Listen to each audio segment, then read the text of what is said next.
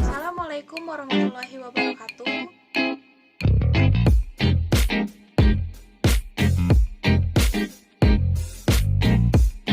Saya akan menjelaskan mengenai seni drama dalam Islam. Drama adalah seni yang tidak mempunyai hubungan langsung dengan tradisi Islam. Bahkan, teater dipercaya lahir dari tradisi Yunani 2500 tahun lalu yang juga berhubungan dengan tradisi paganisme dan Helenisme.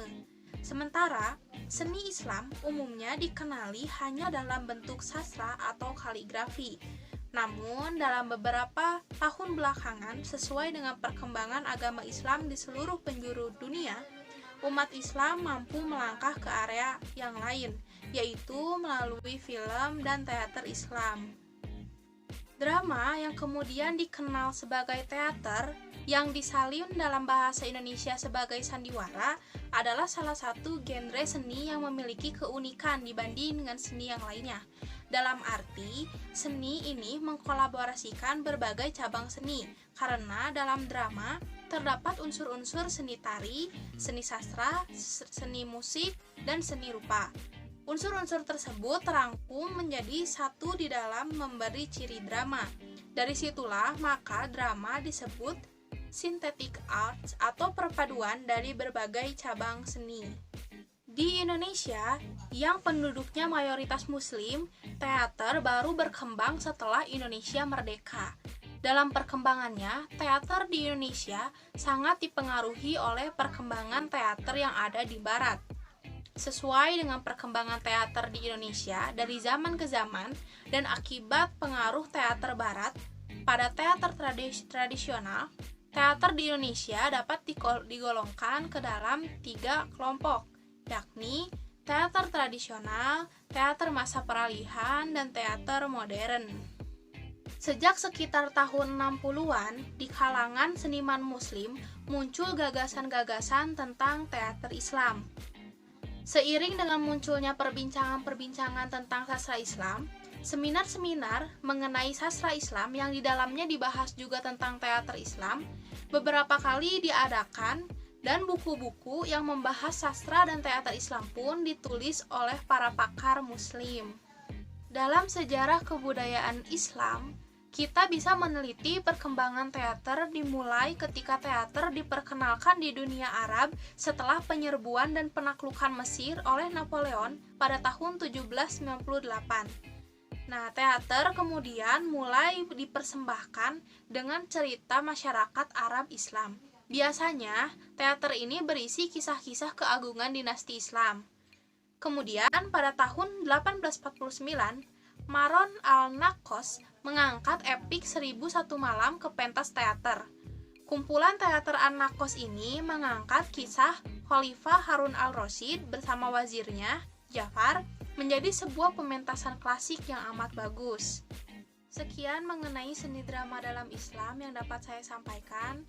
Terima kasih. Wassalamualaikum warahmatullahi wabarakatuh.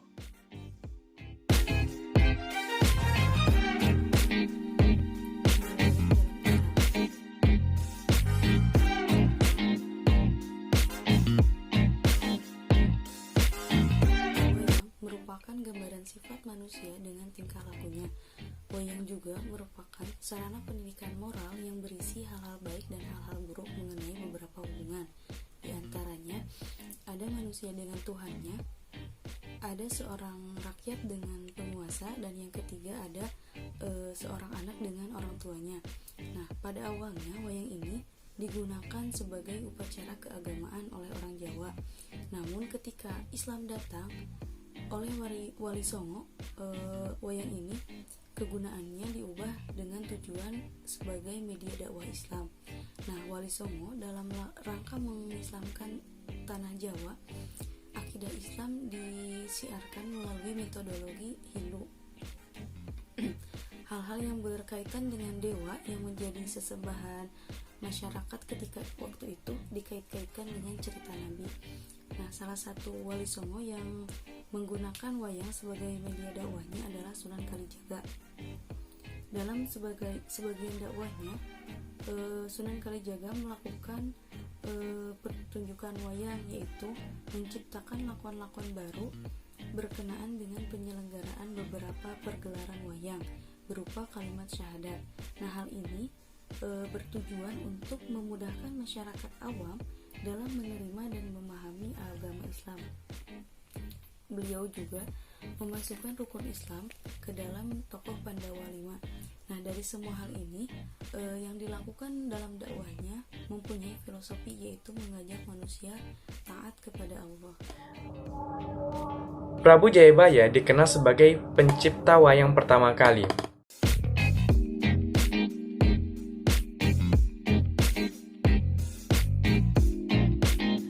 Pada masa kerajaan Kahuripan Kediri yang memerintah pada tahun 1135 sampai 1157. Perkembangan wayang di masyarakat Islam dimulai dengan munculnya Kerajaan Demak.